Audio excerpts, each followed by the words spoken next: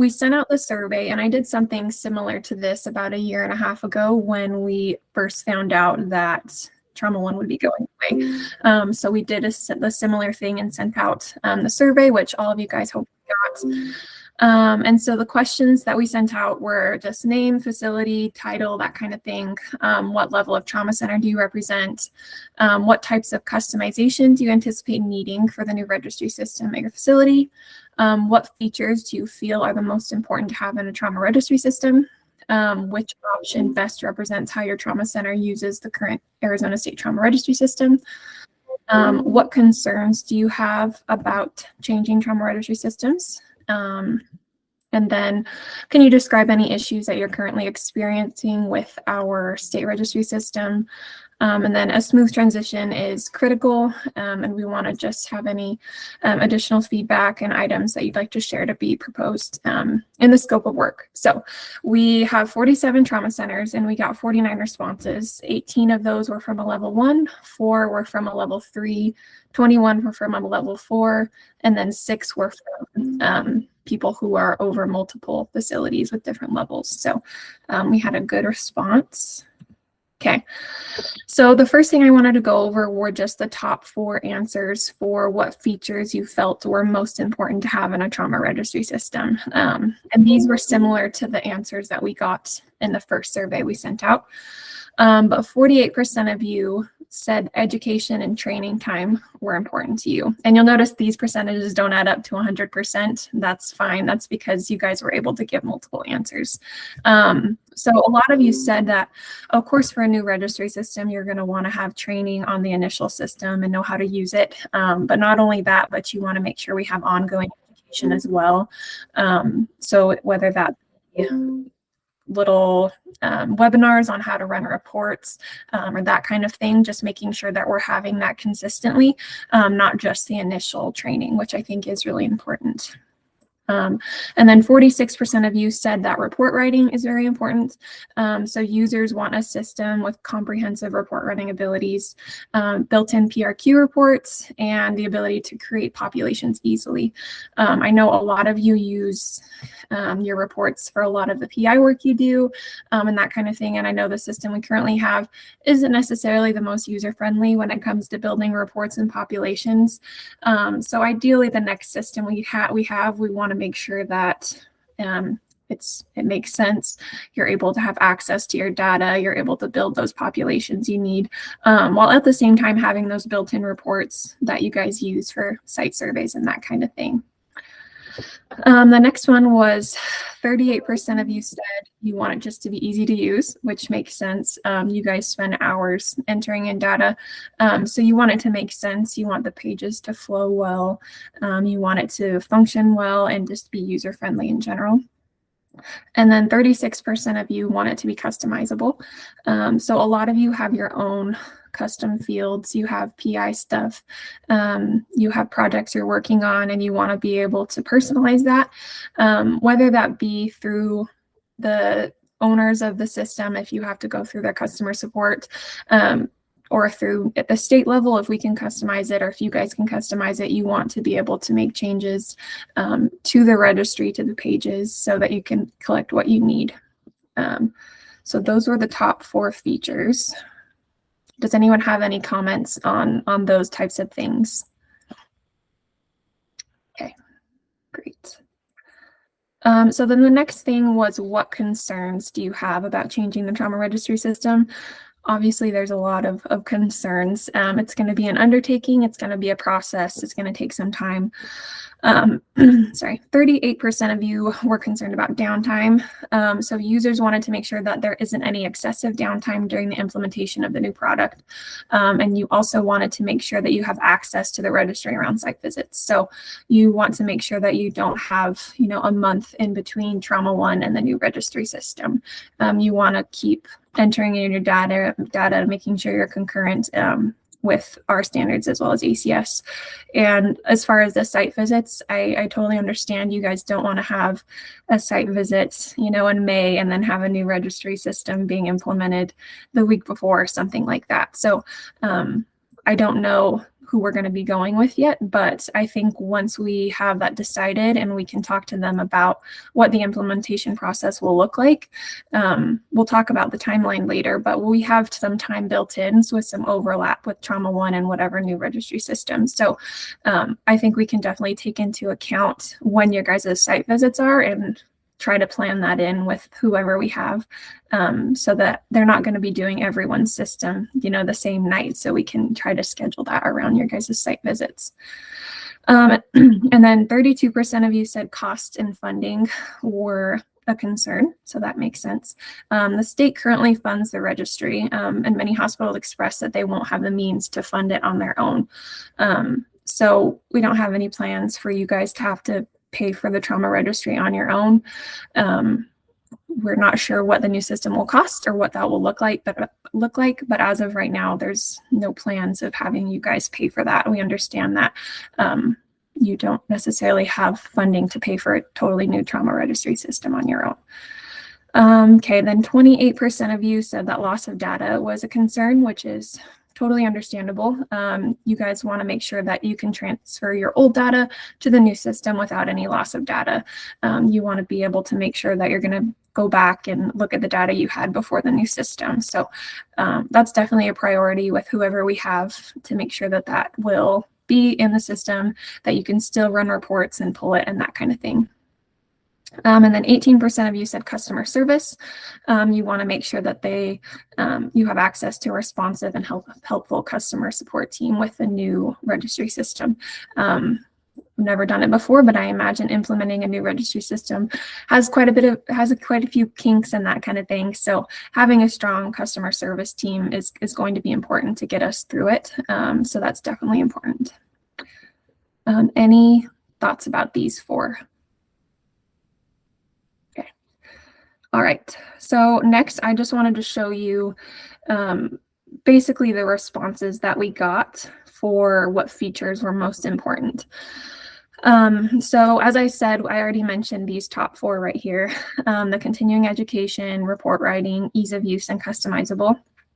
And then after that, we also got quite a few responses about EMS linkage. We have the EMS linkage right now, but as you guys know, it's not working with the new EMS update and their v3.5 version. And so with our new registry system, it would be nice to have that ability to link EMS records that'll autofill on those pages for you guys.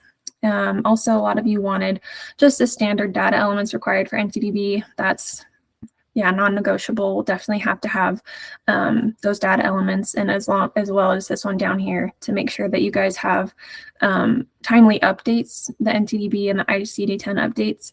This year, as you guys know, we didn't get the updates for 6+ months. So having those updates, so you guys don't have to go back and redo records and enter and stuff because the updates aren't done, is really important. And then also you guys want to have access to a PI module, which you guys absolutely need that. You do PI for your hospitals, for your patient care and that kind of thing. So you want it to be secure as well as functional. So we can't see your PI stuff from our side. We need it to continue to stay that way, and we need it to work for you guys and how you need to use it. Also, is data validation. I know that there's some kinks sometimes with, I'll run data validation on my side, but when you run it on your side, you don't get the same responses. So, and I know that a lot of the trauma registry programs validate data a little differently, but whatever mode of data validation we have, we want it to be accurate and helpful, and making sure we have the best quality data we can have. And then also you guys wanted the ability for auto population, which is great. So just those logical things. If someone is discharged from the ED, you want to autofill all of the rest of the admit fields and those kinds of things that aren't going to be applicable. We talked about updates, also as well as maintenance updates. A lot of you guys want the updates that are done regularly to be done, not during business hours, and to not have a lot of downtime when those are being done. And also NTDB, you guys want to be able to submit your data easily to the state as well as to NTDB. And then IT supports, you want to that's pretty self-explanatory. If there's any kinks or issues, have IT support. And I think there's lots of players when it comes to IT. Obviously, your hospital as well as whoever we'll go with the trauma registry. And then if there's anything on our side as well, the state IT can always help. And then financial field data links. I know that this can be a headache. A lot of you do it a little bit differently, but you guys have to upload your data files for your financial fields. And if there was some way to make that more convenient for you guys, that would be great. So just to make sure that that's something to be aware of how that would work in the new registry system as well. And then compatible with different hospital systems. So this one, I feel like this can be interpreted different ways, but my thought was some of you have your demographics and those kinds of things synced with your hospital systems. So to have those autofill and that kind of thing, that capability would be very helpful and time saving for you guys. So does anyone have anything they want to talk about on this page? Go into more detail.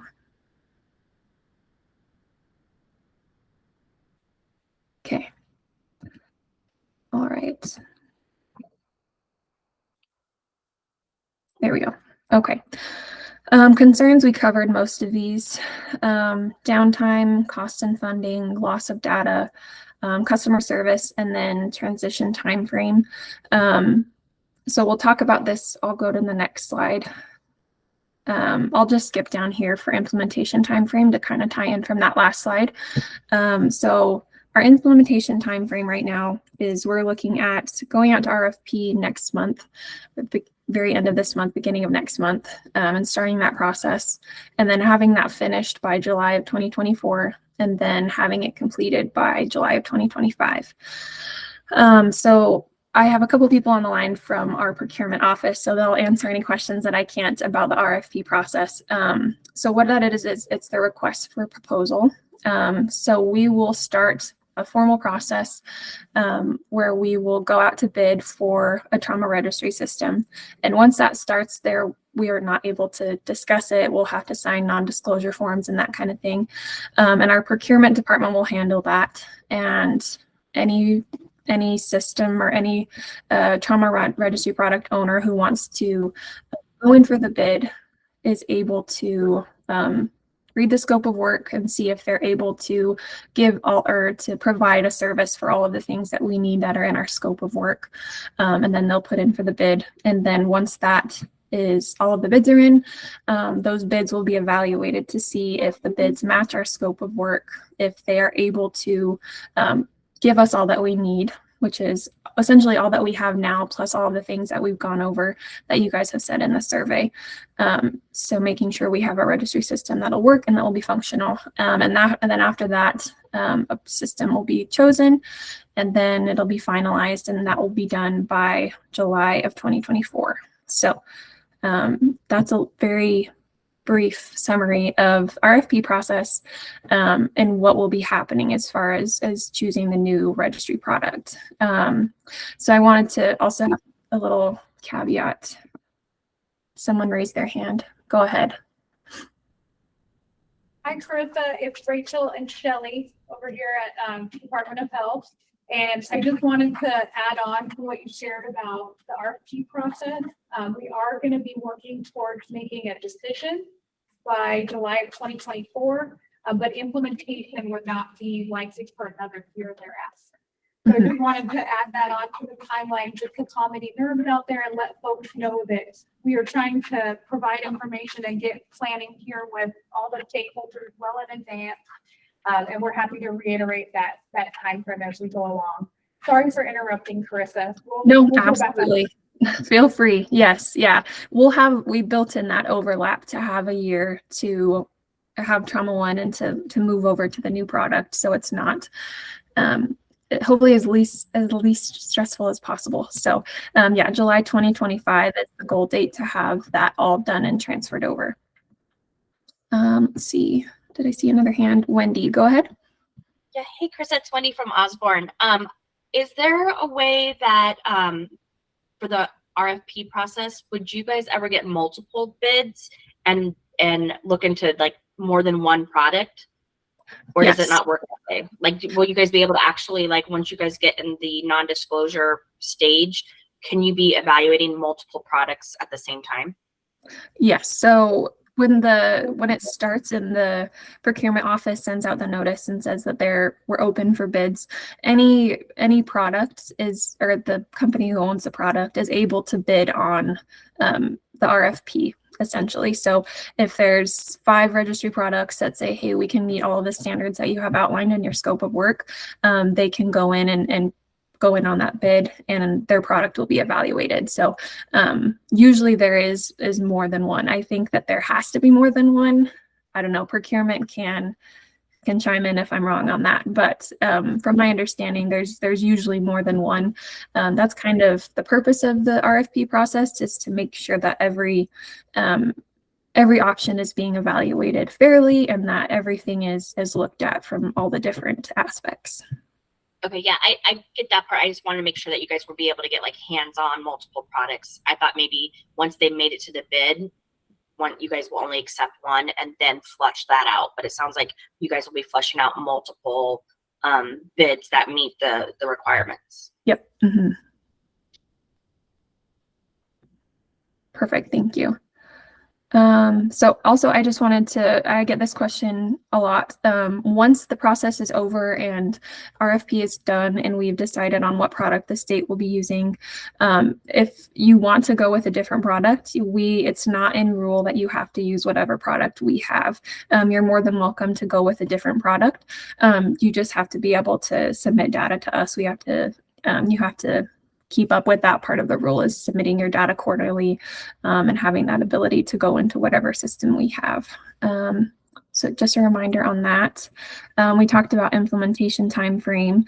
So now if anyone has any other questions or feedback they want to give, please feel free.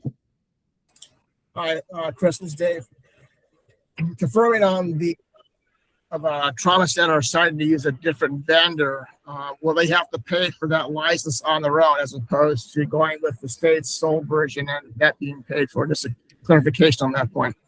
Oh, yes. Thank you for bringing that up. Yes. So if you do choose to go with your own product, the state would not pay for that. If you're on the state's product, then it would continue with the same model where we pay for that product. But if you go for your own product, we wouldn't cover that. Thank you, David.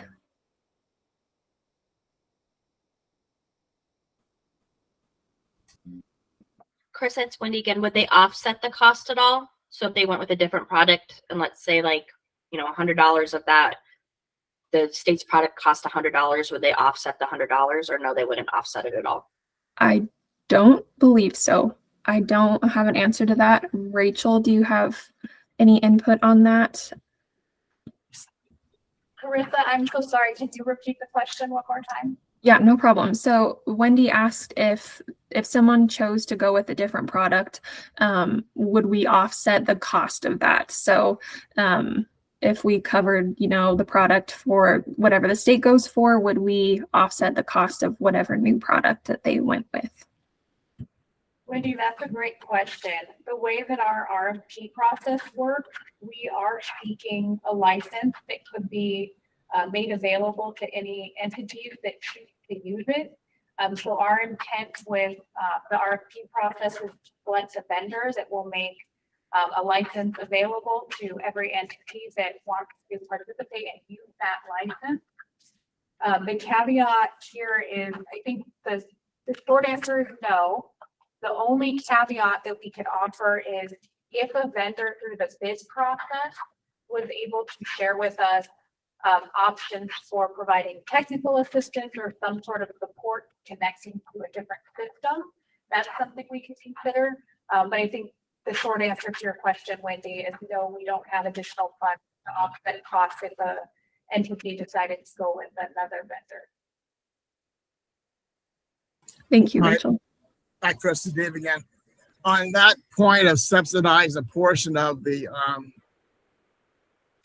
trauma center's license for the other alternative, you may want to run that by procurement to make sure that the vendor doesn't have any restrictions on its the state buys the one system and then that's it. I suppose helps you to subsidize a competitor. So just something to keep in mind. I'm not saying that's what's going to happen. Just make sure you cross all your T's and dot your I's.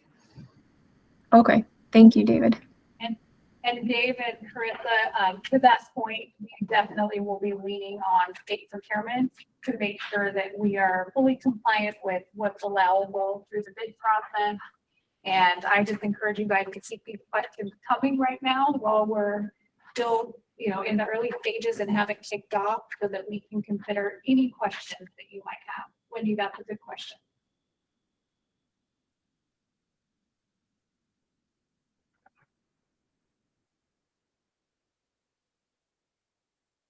Does anyone have any other input or questions? Oh, hi, Carissa and everybody. This is Jen from Chandler.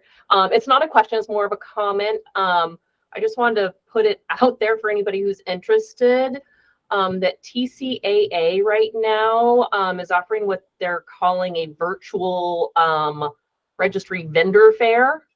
And they've got 4 registry vendors that they're presenting their products. Yesterday was the first one, and it was actually ESO, and they presented their brand new product. Okay. So I was able to join that. I'm hoping, because it was recorded, that it'll be available to rewatch. Yeah. The 3 remaining vendors that are upcoming are a couple I've never heard of: Juniper Health, Respond Clinical, and then Image Trend. Okay. So I don't know if that's something anybody from the state, at this point, like the one already happened yesterday, but it was an hour-plus long presentation with a lot of information, which I would imagine in the RFP process would be what they would be presenting to you anyway. But yeah, if anybody from the facilities out there, if you have access to the TCAA webinars, I thought it was well worthwhile to watch it, and I'll be watching the other upcoming. Okay, great. Thank you for sharing. If you wouldn't mind sending or maybe putting the link in the chat for anyone who's interested. Yeah, let me see here what I can find. Sure. Okay, thank you. I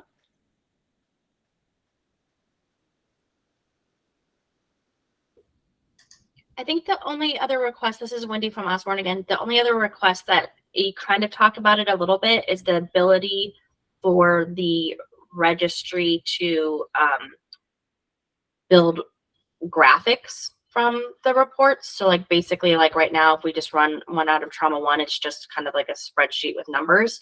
But I do know that there are some registries that have graphics tied to the reports. So that might be a nice feature to ask if those vendors have that ability.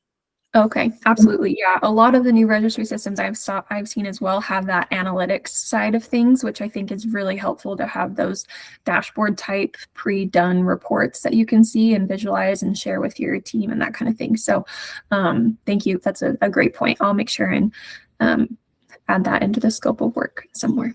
So thank you. Anyone have anything else?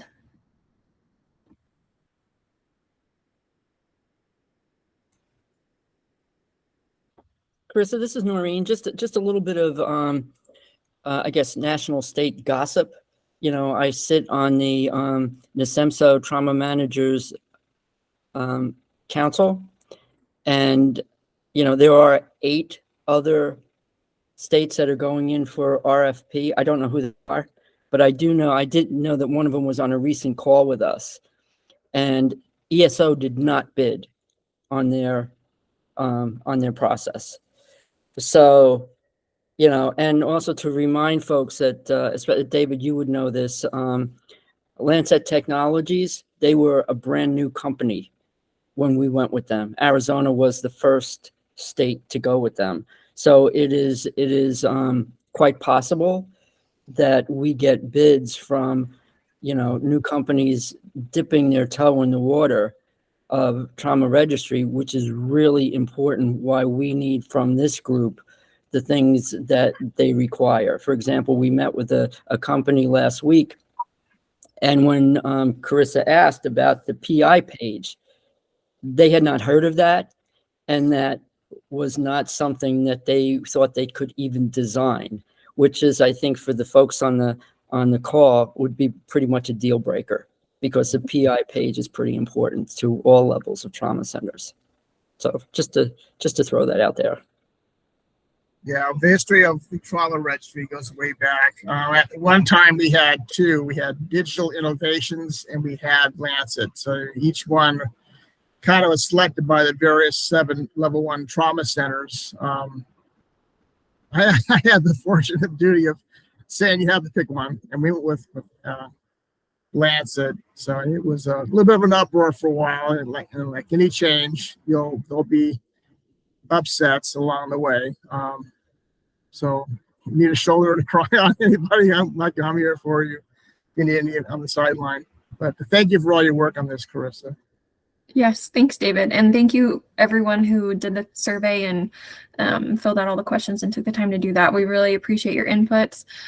You guys use the registry very differently than we do. So it was important to us to make sure and to get your guys' feedback and to make sure that we have what you need to make it functional and to work for you guys and to help your hospitals. So. All right, if no one has anything else, we'll cut this off early. And Carissa, it's Rachel one more time. I don't want to interrupt you guys moving to adjourning if there are no other questions. I just want to say as we get ready to close out, we did intend to leave the survey open until our State Trauma Advisory Board meeting this week. It is on Thursday. And we are still making sure that we're getting feedback from all our advisory board members. And if there are any additional folks out there on the line that still would like to provide input, Carissa has allowed us to keep the survey link open for a few more days. We want to make sure everyone knows that the link will at least be open through September 21st, through the end of the week. And so we're still getting input. And if there is a request to share the summary of the results of the survey when we do close out, we can also make that available to everyone. Your input in this process is so important. We can't emphasize that enough. And we are so grateful to be able to get feedback through this survey and through the State Trauma Advisory Board to be able to help guide this process as we step through the RFP. So big thank you to Carissa and extra big thank you to all of our trauma centers out there for your input. Yes. Thank you, Carissa. Thank you, Rachel. And I put that the link to the form. If any of you haven't done it yet and you want to, that is in the chat. So please feel free. As Rachel said, it'll be open until our STAB meeting on Thursday. So, and if you guys have any other questions or things you think of, as always, feel free to email me. And we'd love more feedback. Okay. All right. You guys have a good rest of your Tuesday, and we'll go ahead and end the meeting. Thanks, Krista. Thank you.